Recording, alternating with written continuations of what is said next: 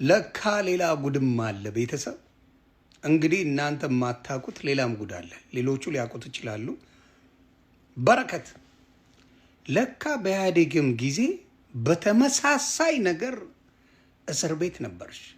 ይሄን ለመንግስት አድርሱልኝ፣ ለፌዴራል ፖሊስም እንዲደርሰው አድርጉልኝ።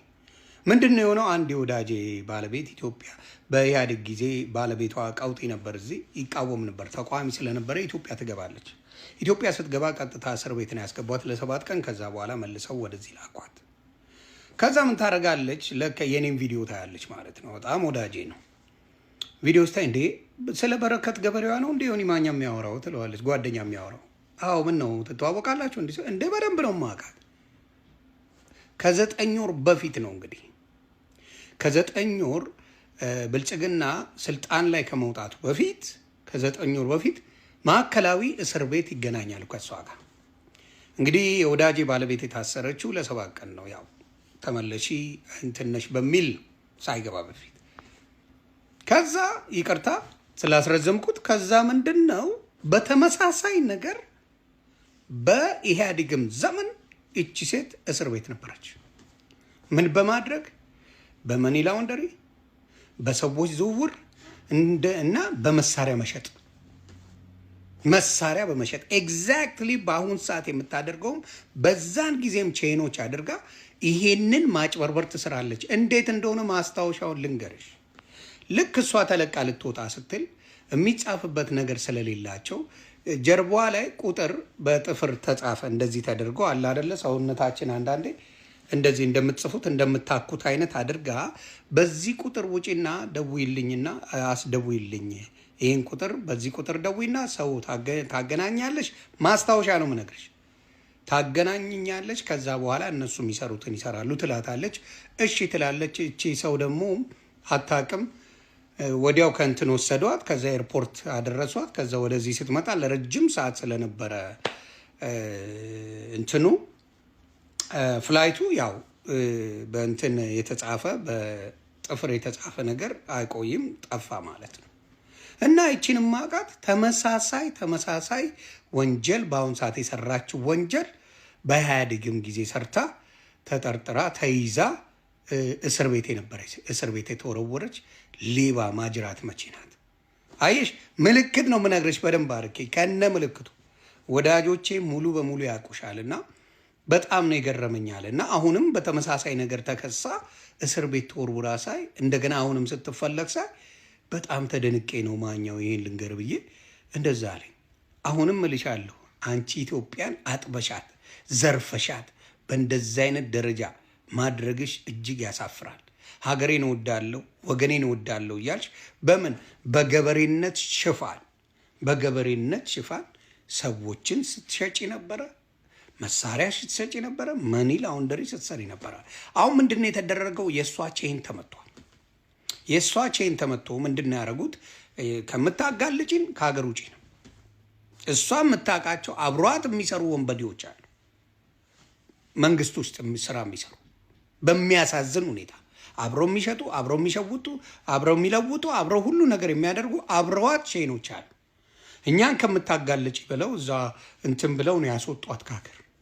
በሚደንቅ ሁኔታ ይሄ ያለና ይሄ ትግል በደንብ ይቀጥል። መንግስት እነዛን ሰዎች የማግኘት ነገር በምን ማግኘት ትችላላችሁ? ብልጽግና ከመምጣቱ በፊት ከ9 ወር ከ8 ወር በፊት እስር ቤት የነበረ ማዕከላዊ እስር ቤት ነው የታሰረችው። ማዕከላዊ እስር ቤት ታስራ ነበረ። ይሄንን ጉድ ልንገራችሁ ብዬ ነው። ይሄ ከዚህ በኋላ መንግስት በደንብ አድርጎ እነዚህን አይነት ሰዎች እያጣራ ጉዳቸውን እንዲያወጣ ማድረግ ነው። ክበሩልኝ። መልካም ቀን፣ ይመቻችሁ። እንደምታውቁት እኔ ፔጅ መጣ ኤሚ የተባለች እህት አሜሪካን ሀገር ኦልሞስት 22 ይርስ ኖራ ኢትዮጵያ ገብታ ነው ህይወት ለመጀመር ብላ ከዚህ ከታሜ ታፒሴሪ ከሚባለው ጋር ፍቅር ይጀምራሉ፣ አብረው መኖር ይጀምራሉ። ሁሉ ነገር አለ። ከዚህ ሀገር ያው አብዛኛዎቹ ኢትዮጵያ ሲገቡ ፎር ጉድ ገንዘባቸውን፣ ንብረታቸውን፣ ሀብታቸውን ይዘው ነው የሚገቡት። ችግር አልነበረውም። አብረው በፍቅር በሰላም ቢኖሩ ችግር አልነበረው። እቺን እህት ተጠቅሞባት መጨረሻ ላይ የንብረቱ ተካፋይ ምን እንዳትሆን ምንድን ያደርገው በእህቱ ስም በአጎቱ ስም በእናቱ ስም ምናምን እንዳለ ታፒሰር የሚባለውን ነገር በሙሉ በእነሱ አድርጎ ምንም ያልነበረው እንዲያውም በዕቁብ ማጭበርበር እስር ቤት ገብቶ ፍዳውን ሲበላ የነበረ ሰው ከመሬት አንስታ ሰው ያደረገችውን ደብድቦ አፍኖ ሊገላት ብሎ በስንት መከራ አልቅሳ ከዛ መከራ ውስጥ ወጣ ሄዳ ብትጠይቅ ማስረጃ የለሽም እያሉ በየጊዜው እያስነቧት መከራዋን ያብላታል። እና እንደዚህ አይነት ወንዶች ጨካኝ ሰዎች ከዚህም በፊት ትዳር ነበረው፣ ትዳሩን ፈቷል። በዚህችኛው አብሯት በነበረው ሰው ላይ ሌላ ሰው ደርቦ ከእቃ የሚገዙበትን ቦታ ሴት ደርቦ አሁን እርጉዝ ሆናለች አንቺንም አገባሻለሁ ብለው እና በጣም የሚያሳዝነኝ ነገር ምንድን ነው? ሴቶችን በመደብደብ ሴቶችን ደብድቦ ንብረታቸውን ምናቸውን ጥቅማቸውን ዝርፍ አድርጎ መጥቶ በስራው ለፍቶ እንዳመጣ በስራው ለፍቶ የሆነ ነገር እንዳደረገ አድርጎ ሰይፉ ሾው ላይ ቀርቦ ዋቴ ሲያደርግ ሳይ በጣም አዘንኩኝ። ማንን አስታወሰኝ? መንሱር ጀማልን ያስታወሰኝ። መንሱር ጀማልም እንደዛ ተበጥርቆ ምን ውስጥ እንደገባ አይተናል። አሁንም ኢትዮጵያ ለዚች እህት ኤሚ ለምትባል እህት ፍትህ እንፈልጋለን። ይሄ ሰው አጭበርብሯታል፣ ደብድቧታል፣ ቀጥቅጧታል፣ ገንዘቧን በሙሉ ሙልጭ አድርጎ ዘርፏታል።